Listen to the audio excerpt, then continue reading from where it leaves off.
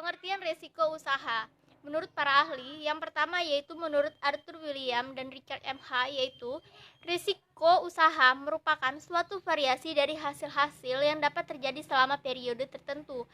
Lalu yang kedua, menurut Abbas Salim, risiko usaha merupakan ketidaktentuan yang mungkin melahirkan suatu kerugian. Dan yang ketiga, menurut Soekarto, risiko usaha merupakan ketidakpastian atas terjadinya suatu peristiwa. Dan yang keempat, menurut Herman Darmawi, risiko usaha merupakan penyebaran penyimpangan hasil aktual dari hasil yang diharapkan, sehingga dapat disimpulkan bahwa risiko usaha merupakan sesuatu yang selalu dikaitkan dengan kemungkinan terjadinya keadaan yang merugikan dan yang tidak diduga sebelumnya. Selanjutnya yaitu karakteristik resiko. Di sini ada dua karakteristik resiko. Yang pertama yaitu ketidakpastian atas terjadinya sesuatu. Dan yang kedua, ketidakpastian yang jika terjadi akan menimbulkan kerugian. Selanjutnya yaitu macam-macam resiko. Di sini ada 3 macam resiko. Yang pertama yaitu resiko murni. Resiko murni yaitu resiko yang terjadi tanpa sengaja namun pasti akan menimbulkan kerugian. Misalnya seperti kebakaran, pencurian, dan lain-lain. Lalu yang kedua, resiko fundamental. Resiko fundamental yaitu resiko yang penyebabnya tidak dapat dilimpahkan kepada seseorang dan dapat menimbulkan kerugian yang besar. Misalnya seperti banjir, longsor, bencana alam, dan lain-lain. Lalu yang ketiga, resiko spekulatif. Nah, resiko spekulatif ini yaitu resiko yang sengaja ditimbulkan oleh yang bersangkutan agar memberikan keuntungan bagi pihak tertentu. Misalnya seperti utang piutang dan lain-lain. Resiko menurut sumber atau penyebab. Di sini ada 2 resiko menurut sumber. Yang pertama yaitu resiko internal. Nah, resiko internal ini berasal dari dalam perusahaan itu sendiri, yang meliputi ketidaktahuan, kesalahan manusiawi, kurang pengalaman, kurang pelatihan, kegagalan tim untuk bekerja sama dengan efektif, kekurangan sumber daya, dan teknologi yang tidak dikenal. Lalu yang kedua yaitu resiko internal. Resiko internal ini berasal dari luar perusahaan itu, meliputi kegiatan pemasok yang berakibat kegagalan, persaingan, tingkah laku pelanggan, terjadi perubahan politik, dan kekuatan alam. Selanjutnya yaitu resiko secara umum. Ada 4 resiko secara umum, yaitu yang pertama ada resiko alam, yang kedua resiko teknis, yang ketiga resiko pasar, dan yang terakhir yaitu resiko kredit. Baik, di sini saya akan menjelaskan tentang resiko teknis. Resiko teknis adalah resiko yang terjadi akibat wirausaha atau manajer kurang mampu dalam mengambil keputusan. Faktor penyebabnya adalah yang pertama, biaya produksi yang tinggi, terjadi pemogokan karyawan akibat kesejahteraan yang kurang diperhatikan. Selanjutnya, pemakaian SDM yang tidak seimbang. Selanjutnya, terjadi kebakaran akibat pengawasan yang tidak tepat. Selanjutnya, terjadi pencurian atau penipuan akibat pengawasan yang tidak baik. Selanjutnya, terus-menerus rugi karena biaya yang terus membengkak dan harga jual tidak berubah. Selanjutnya, penempatan naker yang kurang tepat sebagai produktivitas kerja menurun. Selanjutnya, perencanaan dan desain yang salah sebagai sulit dipromosikan. Selanjutnya, tidak dipercaya pemperbankan akibat terjadinya kredit macet di dalam perusahaan. Selanjutnya di sini saya akan menjelaskan tentang upaya untuk mengatasi resiko teknis. Yang pertama, manajer atau wirausaha menambah pengetahuan tentang teknologi skill. Yang kedua, organisir skill. Selanjutnya, manajer skill. Yang kedua, membuat strategi usaha yang terarah untuk masa depan, meliputi strategi produksi, strategi keuangan, strategi SDM, strategi operasional, strategi pemasaran, strategi penelitian dan pengembangan. Yang ketiga, mengalihkan kerugian pada perusahaan asuransi, seperti asuransi kebakaran, asuransi tenaga kerja, dan sebagainya. Selanjutnya, saya akan menjelaskan tentang resiko pasar.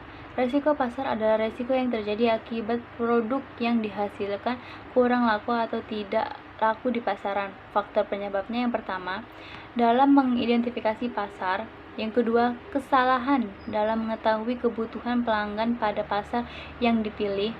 Selanjutnya, kegagalan dalam memprediksi perubahan pasar. Selanjutnya, kesalahan dalam memperhitungkan secara makro. Selanjutnya, kegagalan dalam memprediksi siklus pasar. Yang selanjutnya, adanya perkembangan teknologi, adanya peraturan baru, dan adanya produk sudah kuno. Selanjutnya, saya akan menjelaskan tentang upaya untuk mengatasi. Yang pertama, mengendalikan inovasi, yaitu dengan cara membuat desain baru di dalam produk yang disenangi. Yang kedua, mengadakan penelitian pasar dan memperoleh informasi pasar secara berkesinambungan. Biasanya secara ini memerlukan dana yang besar dan dilakukan oleh perusahaan besar. Baik, di sini saya akan menjelaskan tentang resiko kredit. Resiko kredit adalah risiko yang ditanggung kreditur akibat debitur tidak membayar pinjaman sesuai waktu yang telah disepakati. Upaya untuk mengatasinya adalah yang pertama, memberikan kredit pada orang yang tepat dengan syarat sebagai berikut. Yang pertama, watak dan reputasinya sudah diketahui, didiskusikan, dan dapat dipercaya. Selanjutnya, kemampuan untuk membayar. Hal ini dapat dilihat dari kemampuan hasil yang diperoleh dari usahanya. Selanjutnya, kemampuan modal sendiri yang ditempatkan dalam usaha sebagai merupakan net personal atau aset. Selanjutnya, yang kedua, jangan berikan pinjaman yang besar, tapi bertahap sambil mengevaluasi debitur. Yang selanjutnya, perhatikan pengelolaan dana debitur jika yang bersangkutan memiliki perusahaan, seperti lembaran neraca, laporan laba atau rugi tahunan, dan aliran dana setiap tahunnya. Sekian pemaparan dari saya. Baik, di sini saya akan menyampaikan materi tentang resiko alam. Nah, resiko alam adalah resiko yang di luar dari pengetahuan atau jangkauan manusia, seperti bencana alam, seperti banjir, gempa, tanah longsor, kemarau, tsunami. Nah, upaya untuk mengatasinya dapat memanfaatkan jasa perusahaan asuransi. Lalu ada penyebab kegagalan usaha. Nah, di sini ada beberapa macam penyebab kegagalannya suatu usaha. Yang pertama adalah perencanaannya kurang matang. Yang kedua ada kurangnya modal. Yang ketiga bakat tidak cocok. Keempat ada kurangnya pengalaman. Yang kelima ada lemahnya pemasaran. Yang keenam ada rendahnya kualitas manajemen. Yang keenam tidak mempunyai etos kerja yang tinggi. Yang ke-8 tidak mempunyai semangat kewirausahaan. Dan yang terakhir yaitu lokasi tidak strategis. Nah, dari beberapa itu dapat mempengaruhi kegagalan suatu usaha. Lalu ada kemungkinan wirausaha tetap bertahan dalam menghadapi resiko terburuk. Yang pertama itu memperbaiki usaha. Nah, memperbaiki usaha ini dibagi menjadi beberapa poin, yaitu memperbaiki tampilan, mengganti nama atau logo, mengganti personil, melengkapi alat-alat, lalu mengganti strategi pemasaran, dan memperbaiki cara kerja. Lalu ada mengalihkan jenis usaha, seperti bengkel umum menjadi khusus, pabrik bata menjadi genting, tahu menjadi susu kedelai, warung bakso menjadi warung makan. Lalu ada penerbit menjadi pencetak. Lalu ada memohon akuisisi.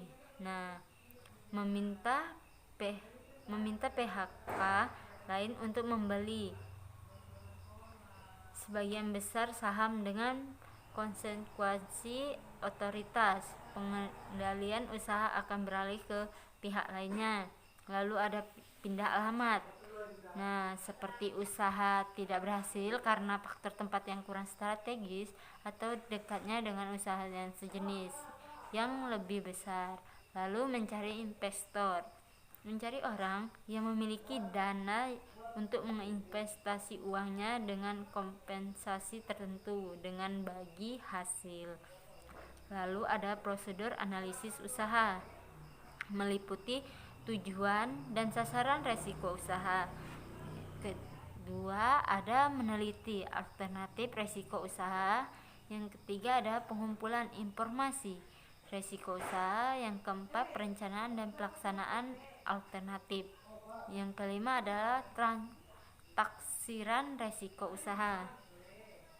Lalu ada tahap perencanaan resiko. Nah, di sini ada 6 poin, yaitu kenali sumber resiko, hindari resiko, kendalikan manajemen, asuransikan beberapa resiko, antisipasi resiko yang tertinggal, dan perencanaan skenario. Sekian materi yang dapat saya sampaikan. Saya akhiri. Wassalamualaikum warahmatullahi wabarakatuh.